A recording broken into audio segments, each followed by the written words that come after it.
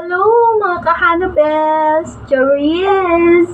Kasi itong anak to ito ay nandun siya kanina sa walker niya. Kaya lang, nakita niya ako nagkukuda dito, di ba? So ito na yung akin. So nagkukuda siya. Ay mali, ako pala yung nagkukuda and then, nagpapapansin siya. Kasi gusto niya talaga, or madalas talaga gusto niya nagpapakarga sa akin. So, kinuha ko siya. So, ayan, ang ginagawa lang naman, yung pinapakalaman niya, nesting na dito sa table ko. So, as much as possible, bago ko siya ilapit dito, tinatanggal ko na. Ito, hindi ko na ito natanggal. So, alisin na natin siya. And then, meron ako dito, nilayo ko na rin siya. So, anything na malapit sa kanya na pwede niyo mahablot, tinatanggal ko. Kasi nga, for sure, may bagsak niya. Kasi yung one time, yung cellphone na ginagamit sa office, nalagdag na namin twice kasi nga, nahablot niya.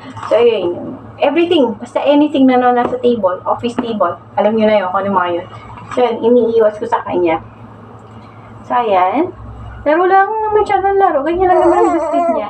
And she loves seeing herself sa cellphone, sa harap ng, ng cellphone. Yung image niya ba? So, ayan. So, yun lang. Friday ngayon. So, ayun, makakami na kami bukas. Malapit lang naman, Pampanga lang naman kami. Kaya lang, syempre, dahil sa mga panahon, ayun naman natin isugod dati last week, si Hana. At the same time, baha doon.